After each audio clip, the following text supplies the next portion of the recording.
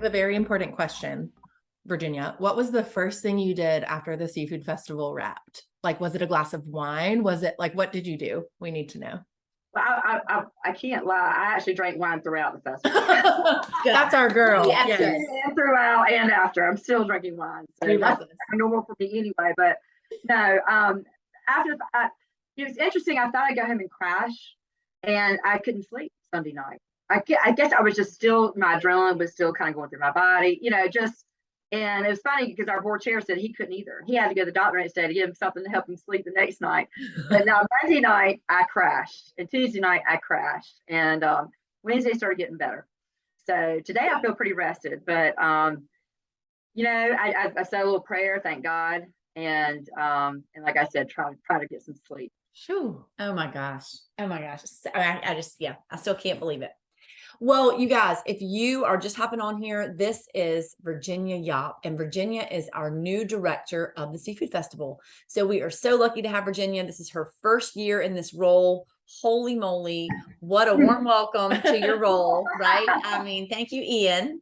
And so what we wanted to do was just we were going to have Virginia on last Friday to kind of talk about the Seafood Festival before it happened. But of course, needless to say, there was a lot going on last Friday. So we thought at this point, what we would do was kind of talk about what happened. And I'm dying to know what went into making that decision. What were all the considerations that you had to make, and then kind of what was the outcome of the Seafood Festival? I don't know if you guys were down there. I was. My kids spent a lot of time down there, both Saturday and Sunday. And so we came home with 3 fish. I want y'all to know that That's what those are. I was like, you got goldfish? Our current fish count is 0. I know y'all, we really tried. We got like Chip put this little bubbler thing in there, and we had fish food. Okay, that's another story.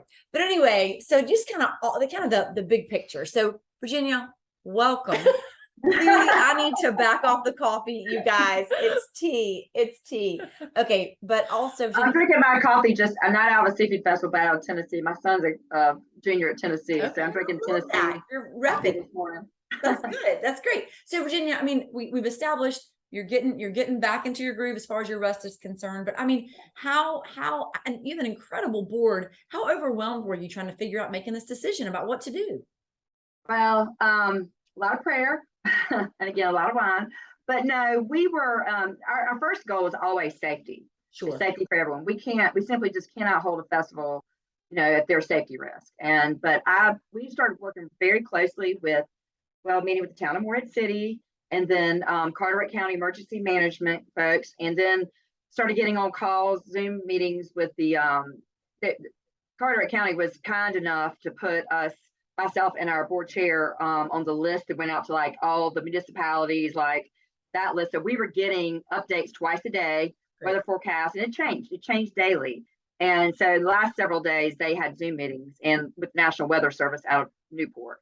So we were getting real time, and our board chair works for NOAA. So we were getting NOAA, information. We were getting WCTI, of course, was calling, and but the National Weather Service, those were probably the most helpful, and those were in the last several days. And again, safety is always our first concern, but it was like changing, by the hour. We think it was going to continue to shift west, and then overnight it'll be back a little more east than it was, and it was just crazy. But that's really those kind of decisions were made because we stayed in constant contact with the National Weather Service and with those good folks. But when we got, I guess it was hard. It was hard because people wanted to know. We were getting killed on social media, and we just could not give an answer yet. Of course. And we were trying to salvage at least. We knew Friday was out, but we were trying to salvage at least the part of the weekend. Yeah, right. And you took phone calls, lots of emails, lots of inquiries on social media and our website. But it was Thursday, we got a good enough review that a good enough feeling that we felt like we could do part of Saturday and Sunday. Yeah. And so city manager, I never know whether they come to town or it is technically the town of Morehead City, but city manager came by with the public works director, and we sat down, and he said, okay, what's your plan? And I said, this is what we'd like to do. We'd like to allow vendors to start moving in at 11, and and have the inspections, health department, and fire marshal inspections and all of that happen after that. until about 2 or 2:30, and then we'd like to open up to the public at 3. And they were like, perfect. I mean, I really thought we were going to negotiate or something. I was like, that's almost so Virginia, had you guys given yourselves a deadline for when you had to make the announcement? Like, had you said, okay, by Thursday at X time, we got to let people know? Because we couldn't do that. We couldn't set an expectation when things were moving around. I just didn't know if internally y'all had said, if you had said, okay, we really, I mean, I just can't imagine the pressure of you guys having to make that decision. Yeah. It was a lot. It was a lot. And, but it was the right decision as it turned out. So we're lucky for that. But the city manager and public works director were like thrilled. And so, but what happened is, so Saturday morning, it's beautiful. It rained all day Friday night. And Saturday morning was beautiful, still windy. In fact, I was never able to put out mini banners at all, but unfortunately, but I'll take it. I will take that in a heartbeat. But Saturday morning, so normally, typically on a Friday, the vendors, we stage them out. So from 6 a.m. to 8 a.m., like the arts and crafts, artisans, whatever, they start moving in from 6 to 8. And then they have to have their vehicles off the roads. And then from 8 to 10 is when the food vendors move in. And then everybody has to have everything off the road at 11. And so inspections start happening, in between, throughout. And so our vendors, we got a call from the town, and it said, they're backed up to the causeway, and they were ready to go. So these folks are used to moving in early in the morning. By 9 o'clock, they were backed up to the causeway. And so I was like, are you okay if they start moving in? He's like, yeah. And so we started moving in early. And so everything happened earlier. And it was kind of funny because people started coming in about 1 o'clock, walking the streets. And, we had, publicly stated it'd be 3 p.m. Didn't matter. And that was fine. Most people were ready to sell. It's a little chaotic getting the vendors in because, where we normally stage them, they all came at once. And, we just did the best we could with that. And those are things you don't think about, is how long it would take to, and the fact that you break it down by type of vendor and that they have an assigned time slot they're supposed to move in. And I didn't create that. I inherited that from Stephanie McIntyre. But it's a really good plan. But great and smart. so we it was really like almost hour by hour towards the end. But then once we got the thumbs up and we felt good that, obviously it was, subject to change when we made that decision on Thursday, but we were like, we got to announce something. People are getting restless, and that's good and bad. I mean, I felt bad because we were trying to do some video updates, and I was doing interviews, WCTI and whatnot, but it's hard when you have that much excitement around it and you can't give anybody, a firm answer. So, but what made it all worth it, bless you, what made it all worth it was when, I stood at the top, the third floor of Jack's, out on the balcony. I looked down and it was packed. I mean, you can barely even get through the crowds. And I just kind of took it, and I was like, wow, this is awesome. So Virginia, do you have a sense of how, I know y'all don't have the numbers in yet, but do you have a sense of how the turnout was as compared to other years? I mean, was it similar? Yeah, actually it was. We didn't know. And it's kind of funny because one thing I do know is we've exceeded some numbers. And I say some, we have different things we look at: the product sales, the beer sales, the Pepsi and water sales, those kind of things, the ride ticket sales and whatnot. And as you probably know, I think you said you went Sunday also for the Armband Friday. We honored that and did it on Sunday. The Sunday was we had a really good crowd on Sunday as well. Not quite as much as on Saturday, but Sunday did really well too. But I'll say Saturday night, people were still on the footprint leading up to 11 o'clock p.m. And there were still Aquanauts ended up, kind of wrapped up everything Saturday night. And then Sunday we had the Connection Band and Band of Oz, which are, two big favorites around here. Absolutely. Yeah. And, so that was fun too. But people really just I think people wanted to get outside. They were tired of it. The weather was beautiful. That definitely. And it was nice and cool too. Nice little breeze. Remember I'd said it's going to be sunny in mid-70s with a nice breeze. Well, it was. It's just a little late. That's exactly right. It all worked out. Virginia, too late. Did y'all? I'm just curious. Were there a lot of vendors who didn't come, or I mean, what was your? So we had some that obviously come away like from different, not just like in South Carolina or Virginia, but like several states away that just it didn't. And then we had some that did. So we didn't have that many drop out, and then some that said they weren't coming showed up. So that was also another fun surprise. But it's just part of the festival. It's part of logistically making it all happen and making it work. And we did. And even though some were frustrated about the chaos of moving in, again, like I said, it was not staged out like it normally is. And at the end of the day, they were all happy because they all did really well themselves. That's Good, so good. great. Volumes about the crowds that were there too. Good. Well, congratulations on a wonderful first No year. kidding. Way to go. And we're curious now that the 2022 Seafood Festival has commenced In the or has books. ended. Excuse Yep. me. Will you tell us the date for next year for the Seafood Festival? And will you also fill us in on some of the fun events like Bites and Blues, some of those dates that folks can do throughout the year to support the Seafood Festival? Cool. Yes. So next year's dates is always the first full weekend of October. And how that's determined, it's kind of funny because being new, this was great. And this is not written down anywhere, but although I hire a historian or something. Somebody's put all this up in writing. Luckily, we have some board members who've been around long enough, they know this. But it's the first Saturday of that weekend. But the Saturday of that weekend has to have an October date. So like next year, Saturday would be September 30th. Ooh. And so we push out. So next year, in that Friday would be the 29th. So it's not that Saturday. Yep. And I think that's kind of cool that they had, that's how they determine it. Saturday has to be in October. Okay. Okay. The Saturday of the festival weekend has to be an October day. And so next year, the dates will be October 6th through the 8th. Okay. Cool. 23 and 37th annual. And after we catch our breath and get a little rest, we're going to start planning. We'll start Oh my gosh. I know. No rest for the weary, right? Okay. What about Bites and Blues?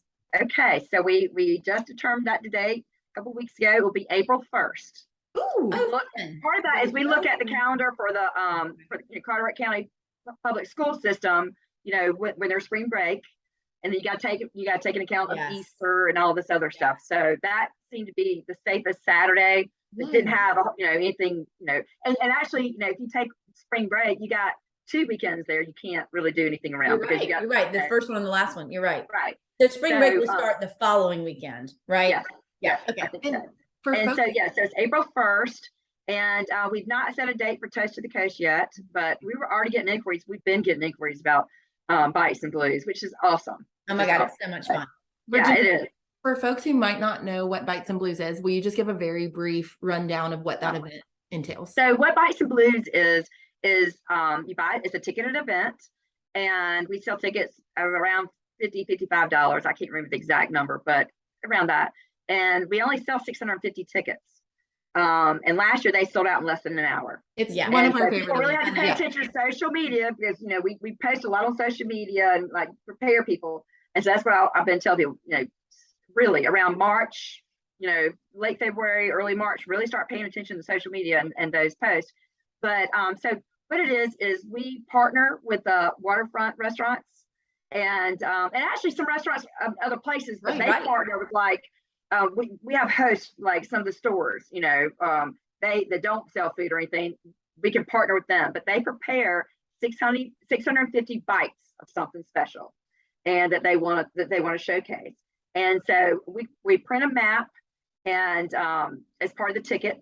And so you buy tickets online, but then when you get here and that ticket is redeemed, you get a map. And so when you go to each one and you try their, you can get full doing it. And we might do a little earlier in the day next year. We're looking at some things, but because, it's not fair to some of the restaurants, because people get full and they're not staying to eat meals. Oh. And so that's something we're taking into consideration. We'll see. We'll get some feedback from them too, but yeah, and you just go around and it's awesome. It's so much fun. You get to try different foods. You get to see friends out on the footprint, the waterfront footprint. And it's just a lot of fun. I actually started about 2 weeks before last year's and had no idea and just fell in love with this event right away. Oh, that's so cool. I didn't realize that. So you had already taken on your post. And one thing I will say is I know that those restaurants, those places sell a lot of drinks. Yes, they do. So thank you for bringing that up. Yes, they do. And they love that. And for the most part, the restaurants love it. I'm sure. It's so much fun through the doors. And I feel like every year I end up walking into a place where I haven't been for a while. And I think, man, I love this place. So even if you're not staying to eat dinner that night, at least you're loving their bites and getting reacclimated. Or for some people, it might be the first time that they've ever been into a restaurant and kind of learning about it. And the other fun thing that we do is part of that, and there's like a little perforated little tear off section, but you vote on the best bite of the night. And so this past year it was Taps and Tackle. And we recognized them. Well, this was a banner that did not get out. We had a banner made for them, recognizing that. And unfortunately, again, winds were just too high that Saturday morning to get that kind of stuff out. But so they're recognized during the festival as well. What was their bite, Virginia? Do you remember? I don't remember right offhand. I probably should go back and look at that. Okay, we'll find out. Yeah. We'll find out and we'll post it. Yeah. Just 'cause I always love to know. I remember one year it was Stat Fellas. It was like a little barbecue, like a little. Yeah. That was so good. And you know, they're not here on the waterfront, so somebody hosted them, and so Right. it's not just, you know, Morehead City waterfront restaurants, which is kind of cool. I mean, it's around the county, and That is but in downtown locations where they're hosted. Yeah. yeah, they're just hosted downtown locations, so it's a lot of fun. But one thing I do want to put in there, we've got T-shirts for sale. We're ordering some more, especially the long sleeve T-shirts, and we're gonna look at some hoodies and whatnot. But we've got some T-shirts left over. They're online. And the sizes that are left, but we're ordering some more, especially the long sleeve. And That's good to know. so we'll have some merchandise that we're going to continue to sell, and that's a big part of, you know, of our revenue. And posters, you know, we still have posters for sale. In fact, we'll be looking at next year's poster artist of the year pretty soon, actually. And Remind us who the artist was this year, Virginia. Vicki Ringard, and she's from Newport, but her gallery's in Salt Studios. Yeah. And yeah. Which So is so cool. yeah, it really is. And Cinder's a good friend of mine too, and has been for years. And so that's even cooler for me. Really cool mother-daughter duo. Gail and Yes, Cinder. Gail and Cinder are great. Yeah. And in fact, it was really fun because, you know, Cinder was last year's poster artist. Right. And, when I first started, we did some cleaning up, repainting, and some, you know, just some organization kind of things that everybody likes things their way, as you know, and I wanted to see things done my way too. And Cinder, I tried to take her to brunch, and, you know, along mimosa brunch, she came back in and hung all the posters, you know, so we had 30 posters in here. And I'm sure she has a great touch. Yeah. Really came together, and I just love the way she did that. That's so cool. I love yeah, that. It takes an artist kind of have an eye for that kind of thing. Right. It's using the resources you have access to, Virginia. Exactly. Well, Virginia, before we wrap up, we'd love to ask you our favorite question. Yes. Meg. Virginia, after this long, you know, stint of planning and finally having the event wrap up, what has been saving your life recently? Prayer first and foremost, and blessings from not only from above, but, you know, friends, family support has been, you know, it was amazing how many people were dropping bottles of wine. Obviously they know me, dropping bottles of wine off the week, you know, leading up to it. And, you know, obviously people do know if I like wine, but, you know, just the cards, the emails, the texts, which really kept me going too. And of course the wine, but you can have some flowers. My predecessor, Stephanie McIntyre, sent me a beautiful bouquet of flowers, and we've really created, well, just by, you know, just our roles, and we understand each other now. Sure. And we've become really good friends, and she's fantastic. But so that kind of support is really, you know, it's meant a lot. It really has meant a lot. Well, it's well deserved. I love that. Thank you. Yeah. Thank really you for all you've done for our community over the past. No kidding. And listen, Friday, we hope you get some great rest this weekend. Enjoy. Thank you so much, and thanks for all you all do too. And I love the insider guide that you all created for the season. Oh, good. Amazing. I love that. Good. Well, we'll keep doing that, and we'll put another one out next year. Great. Thank you both so much. Good to see you. Bye. Wow, I would be exhausted if I were her right now. She looked fresh as a daisy. That's what I thought. Man, so great. I know, that was really cool. So you went to the festival. I did. I saw your video on your Instagram stories. Y'all, I'm getting really good at Instagram. I'm not at all. Yes, you are. I'm trying. Every time it pops up, I'm like, what is she doing right now? And oh my God. Yeah, it's great. So I love it. Keep it up. Thank you. Trying. So what is saving your life right now? Well, I just got back from a fun trip to Denver. It was a little bit of work and a little bit of play, and I'd never been to Colorado before, so went and taught a class with Chicago Meg, who I love also Chicago a Keller Williams Meg. agent. We got to present to a market center, which is kind of the overarching group that Keller Williams calls their groups of realtors, I guess. Yeah, it's like an office. Yeah. Clearly I'm Okay. Speaking of tired. Yeah.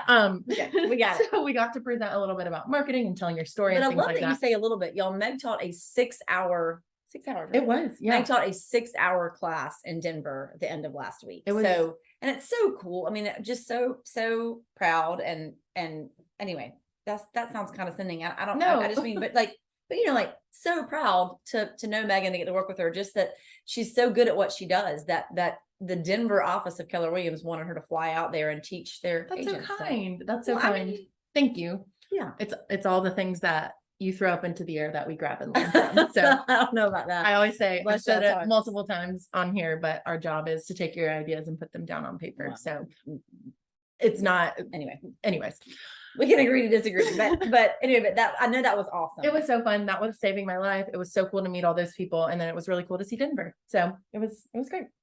That's fun. So thank you for allowing me to do that. Oh and, man, so take cool. a couple days to explore. So great. what's saving your life? Well, y'all might notice that in the back corner of my office, there are 2 boxes of hats, which Should I get one? Thank you. Oh yeah. I want to show. Yes, yeah. Which Caroline Roberts, well, first of all, Meg designed the logo, and then Caroline Roberts with Coastal Connections Marketing, who's so great. And she also has the Simplified Island organization. And you got to check her out on Simplified Island and Coastal Connections Marketing. She ordered these hats for us. I know. And so it is the Run the Fort race, which Sally, we had Sally on, my daughter, a few weeks ago. Sally is 15 and a sophomore at West. And so she's doing a race to benefit Broad Street Clinic. And it's next Saturday. And I just want y'all to know, while she is doing the work, y'all, any of you who are parents understand that I'm just really excited to have this kind of time with them, right? I mean, it's been since January. She's been working on it since January, Yeah. and she's learned so much. She's learned how to interact with adults and send emails and keep track of things and log checks. And Meg taught her how to use Facebook. She made a Facebook page for the event. But anyway, I'm excited, and I'm ready for us to look back and be like, well, that was fun. I know it. I know. Right. Well, y'all have done such a great job, Sal. I don't know. I feel like as a sophomore in high school, I was not even thinking about doing something like this. I think it's so cool. And she's learning a ton about the business side of things too. I don't know. I think it's just so cool that she's doing that. Well, and I will say, I think too, just like Virginia was saying, I think one of the things, well, I know we get back to this all the time, but how amazing our community is, because she's gotten so much support. I mean, from people like Meg, and then also from people, I mean, just have gotten the nicest notes, and people have been writing checks who weren't initially sponsors and just sending them in because they want to help Broad Street Clinic, which, golly day, what an incredible organization Broad Street Clinic is. And that's kind of what this all comes back to, when she gets, overwhelmed, because now of course she's in school, and Cross trying country and all right, that. and cross country and all that jazz. And I'll say, but Sally, think about the impact you're making for these people who really need it. And that's been great. Good. So at some point, people, there will not be boxes in the corner of my office. And that is what is saving my life. I kind of like the aesthetic. Yeah. Just, I might put other stuff in there. A person could get in there, I was about to say I could sit in there. and you can hop out. That sounds really exciting. Yes. Okay. We need to go take a nap. I That's think. exactly right. Happy Friday, everybody. Hope you enjoy this gorgeous weekend. Yes. Enjoy. Bye, y'all. Bye.